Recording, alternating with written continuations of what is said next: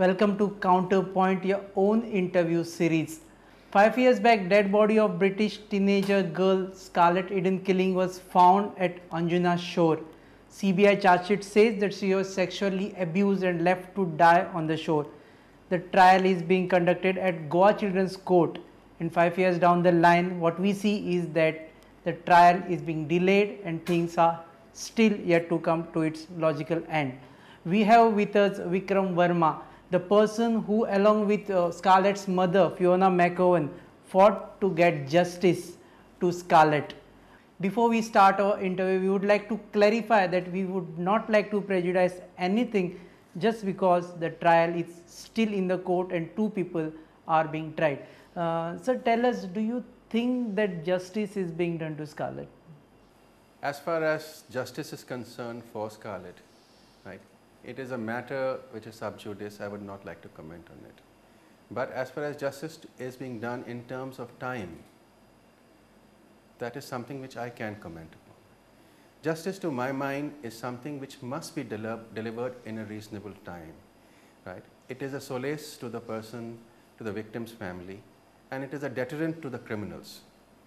When criminals walk free for years and sometimes decades, and the family suffers, then to my mind, justice is denied. When we talk of fast-track courts for such offences, especially after Delhi rape case, do you think that even now, if justice is being given, would justice be really done to Scarlett's death?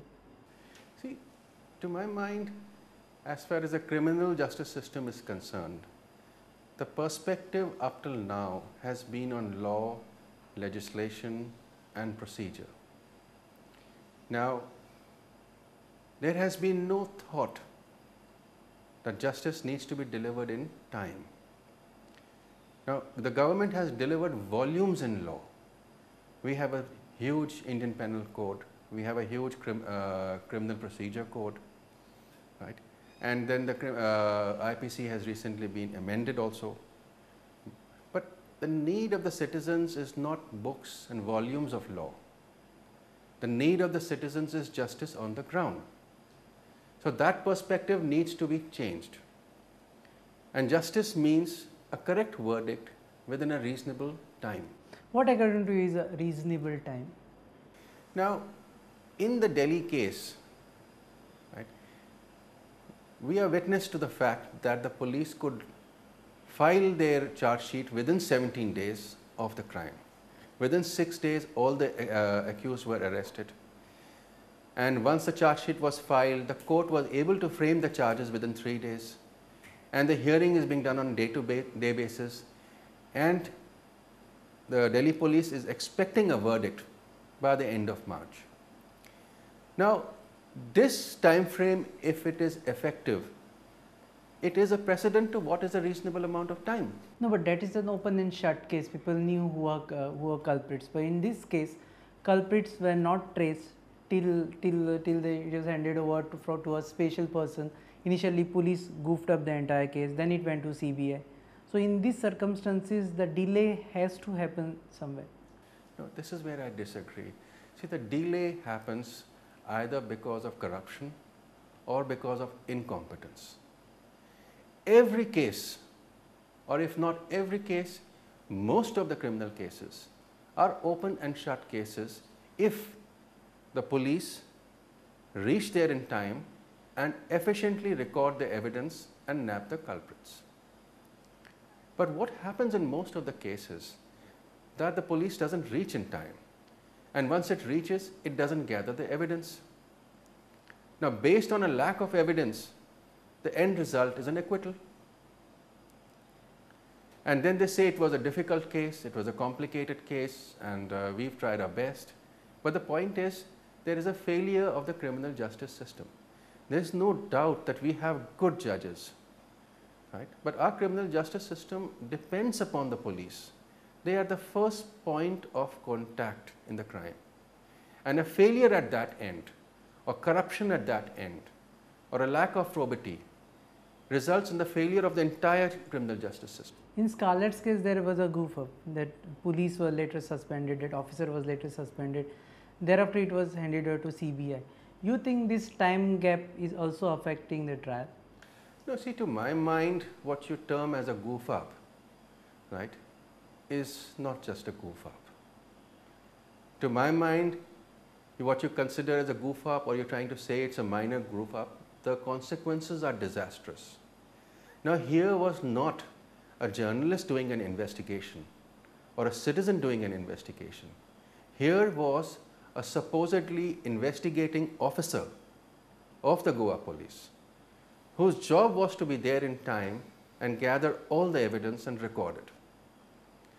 His failure to do that, right, cannot be termed as a minor goof up, because this man has all the powers to investigate, and along with the powers comes a sense of responsibility.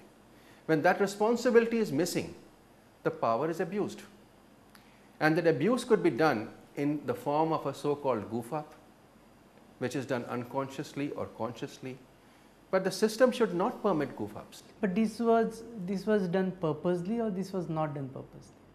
No, to my mind, if it was not done purposely, then it speaks of extreme incompetence. And if it was done purposely, right, then it has to be thoroughly investigated. Now, what I understand from the CBI charge sheet, right, that the head constable who was there initially, he was given directions in such a manner where he could not investigate the crime or file his reports in time. He was asked to go on leave, right. He was not given directions.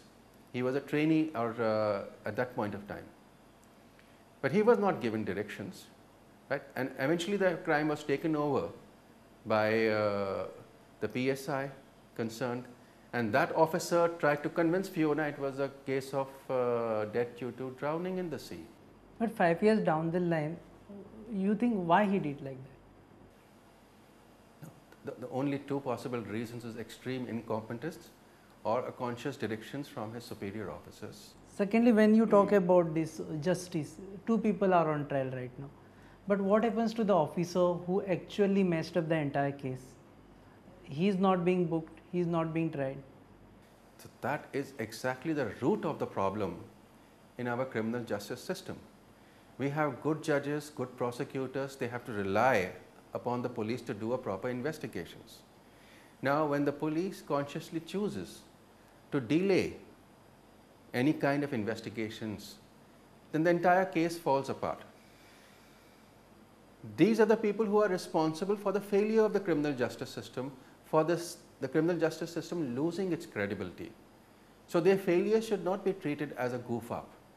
They must be treated with as much seriousness as we treat the criminals who commit rape and murder.